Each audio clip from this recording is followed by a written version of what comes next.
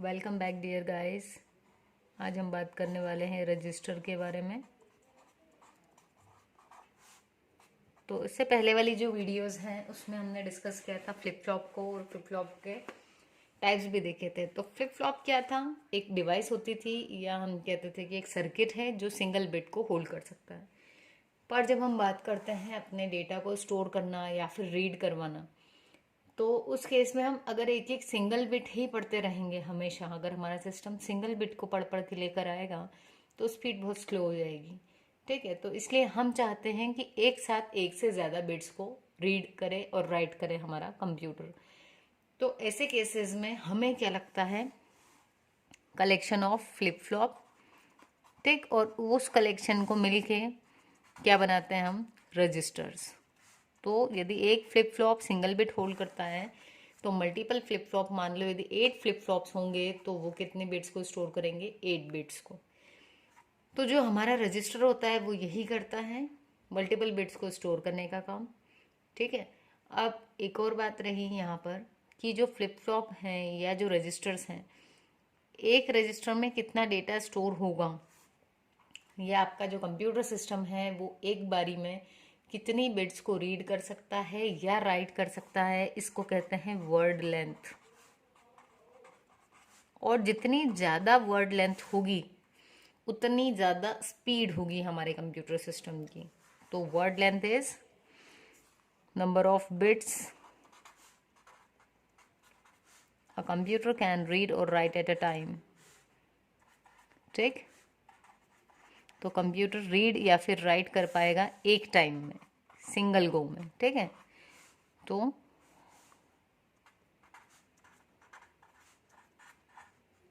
उसको बोलेंगे हम वर्ड लेंथ।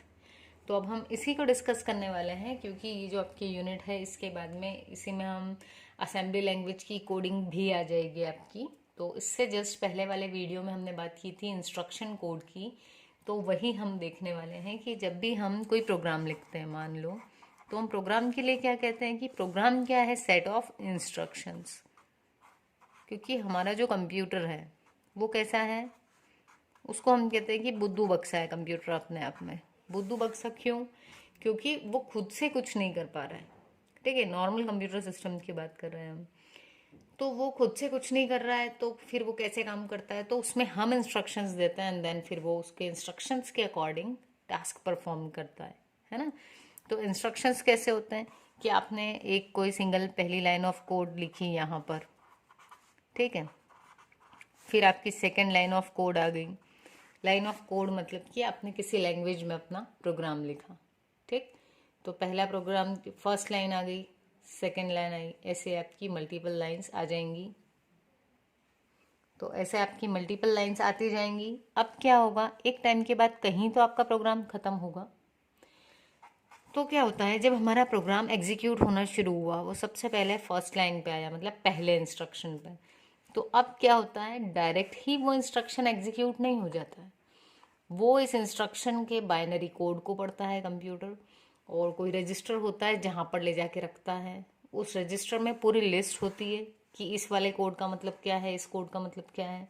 वहाँ से वो पता करता है कि ये इंस्ट्रक्शन क्या कहना चाहता है, फिर उसको वो आइडेंटिफाई करता है। फिर यदि मान लो अपन ने कमांड दी थी कि ऐड करना है 2 नंबर, ठीक है, तो पहली तो गई कमांड और ये अपन ने 2 नंबर दे दिए। तो सबसे पहले क्या होगा, ऐड को पढ़ने के बाद में वो चेक करेगा कि ऐड मतलब क्या करना है। उसको पढ़ के उसको समझ में आएगा कि इसके साथ में और भी डेटा होगा, तो फिर से उसको रीड करेगा, फिर उस डेटा को ले जाएगा, फिर उस पर प्रोसेसिंग करेगा। तो इन सब चीज़ों के लिए रजिस्टर्स की ज़रूरत होती है। ठीक है, तो यदि प्रोसेसिंग करना है, कुछ कैलकुलेशंस करना है, तो आपका एक्यूमुलेटर है। इंस्ट्रक्शन को कंफर्म करना है कि ये क्या करना चाहता है, तो इंस्ट्रक्शन रजिस्टर है। तो यही सारे जो बेसिक रजिस्टर्स हैं स्पेशल पर्पस वाले, उन रजिस्टर्स को हम अभी डिस्कस कर रहे हैं। और इसके बाद वाले वीडियोस में फिर हम जनरल पर्पस रजिस्टर्स की बात करेंगे। ठीक, तो जो स्पेशल पर्पस रजिस्टर होते हैं इनको हमारा कंप्यूटर सिस्टम यूज़ करता है, ठीक, इंटरनल टास्क परफॉर्म करने के लिए। और दूसरे रहेंगे जनरल पर्पस। ये जो जनरल पर्पस रहेंगे इनको कौन यूज़ करेगा? हम। स्पेशल पर्पस को कौन यूज़ कर रहा है? Computer system. तो यूज़र जिनको यूज़ करेगा किस पर्पस के लिए, प्रोग्रामिंग के लिए, उनको हम कहेंगे जनरल पर्पस। तो चलिए आज हम कुछ स्पेशल पर्पस को देख लेते हैं। सो ये हैं हमारे कुछ स्पेशल पर्पस रजिस्टर्स जिनको हम देखेंगे आगे। तो यहाँ पर हमारे पास में जो पहला रजिस्टर है इसका नाम है OUTR। OUT मतलब out and R stands for register. ये कितने बिट का रजिस्टर है, ये 8 बिट का है। ठीक है, पहला है रजिस्टर, दूसरा है number of bits, third column में आएगा आपके रजिस्टर का नाम, और फोर्थ कॉलम ये जो है ये फंक्शन बताएगा। ठीक है, तो यहाँ पर यदि हम बात करें तो आउटपुट रजिस्टर क्या काम करेगा, ये जब भी हम किसी आउटपुट डिवाइस पर कोई डेटा भेज रहे हैं तो 8 बिट को ये स्टोर करके रखेगा टेम्परेरीली। अब बात आई कि आउटपुट डिवाइस पर यदि डेटा भेजना है तो हम पहले उसको रजिस्टर में क्यों दे रहे हैं। तो देखिए, हमारे कंप्यूटर का जो प्रोसेसर है उसकी तो स्पीड बहुत फास्ट है, लेकिन जो डिवाइसेस कंप्यूटर से कनेक्ट होती हैं उनकी स्पीड उतनी ही हो ये ज़रूरी नहीं है ना। जैसे हो सकता है कि उसकी स्पीड स्लो हो, तो अब उस केस में क्या होगा, यदि उसकी स्पीड स्लो है तो टेम्परेरी हमको डेटा कहीं स्टोर करना पड़ेगा, वहाँ से फिर हम उस डिवाइस की स्पीड में उसको डेटा प्रोवाइड करेंगे। ये वैसा ही है जैसे यदि किसी का कैचिंग पावर या ग्रैस्पिंग पावर बहुत ज़्यादा है किसी स्टूडेंट का, तो वो फटाफट से लेसन्स कंप्लीट करके आगे बढ़ता जाता है, एक वीडियो देखने के बाद सेकंड, थर्ड, फोर्थ। वहीं यदि किसी के ग्रेस्पिंग पावर में थोड़ा सा अगर कम है तो क्या होगा, यदि वो एक से ज़्यादा वीडियोस देख ले या एक से ज़्यादा टॉपिक सेम डे में पढ़ ले तो उसको चीज़ें हौच पौच हो जाती है, माइंड में मिक्सअप हो जाती है। ठीक है, इसका मतलब उसकी जो स्पीड है अंडरस्टैंडिंग की वो थोड़ी सी स्लो है। तो वही चीज़ है CPU के केस में कंफर्म होता है कि CPU फास्ट है और जो IO डिवाइसेस कनेक्टेड होती हैं उनकी स्पीड स्लो होती है। एंड यही रीज़न है कि हमें उसके डेटा को टेम्परेरीली होल्ड करवाने के लिए किसी इन बिटवीन बफर की ज़रूरत पड़ती है। बफर यानी कि वही डेटा स्टोर करना टेम्परेरीली, या हम उसको रजिस्टर कहें। तो ये हो गया आपका आउटपुट रजिस्टर। INPR है आपका इनपुट रजिस्टर। जब हम किसी इनपुट डिवाइस के लिए जो डेटा भेज रहे हैं, यदि वहाँ से जो डेटा आ रहा है तो उसको होल्ड करने के लिए आपका इनपुट रजिस्टर। फिर आता है program counter. Program counter number of bits कितनी है, 12। ये क्या होल्ड करता है, प्रोग्राम काउंटर रजिस्टर एड्रेस को होल्ड करके रखता है।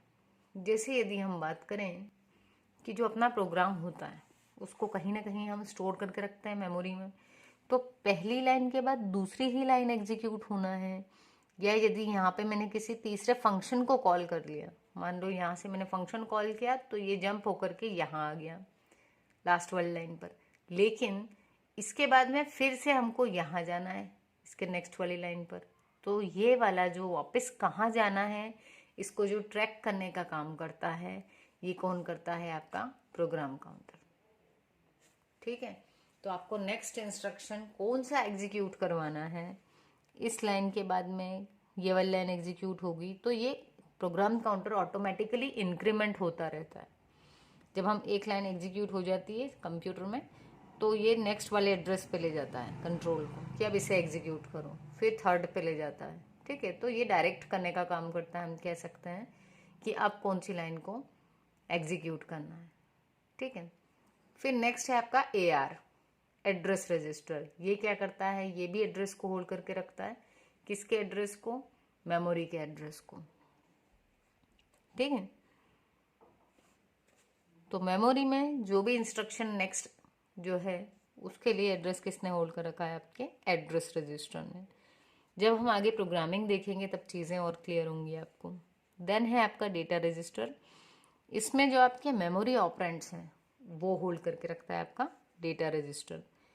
यदि हमने बात की थी कि हो सकता है कि मान लो हम डायरेक्ट डेटा दे दें कि ऐड करवाना है इन दो डेटा को, या फिर हम उसका लोकेशन बता दें कि इस लोकेशन पे जो डेटा है उसको ऐड करवाना है, तो वो हो जाएगा आपका डेटा रजिस्टर में।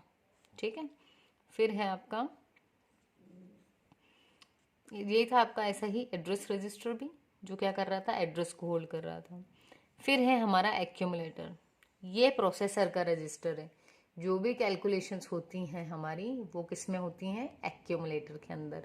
और टेम्पररीली भी डेटा कहाँ स्टोर होता है, एक्यूमुलेटर में। मान लो 2 रजिस्टर में डेटा है, उनको ऐड करवाना है, ठीक है, तो जब एडिशन हो रहा है तो आपका एक्यूमुलेटर में हो रहा है, और फिर जब हम रिजल्ट स्टोर कर रहे हैं तो जो अभी एक्यूमुलेटर में रिजल्ट है वही जाएगा आपकी जो भी लोकेशन आपने डिसाइड की है रिजल्ट सेव करने के लिए वहाँ पर।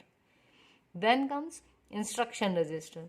अभी हमने बात की थी कि एक लिस्ट होती है ना, उसमें से फिर वो आइडेंटिफाई करता है, तो वही काम किसके पास में है, इंस्ट्रक्शन रजिस्टर के पास में। ये क्या करता है, आपके इंस्ट्रक्शन के कोड को होल्ड करता है।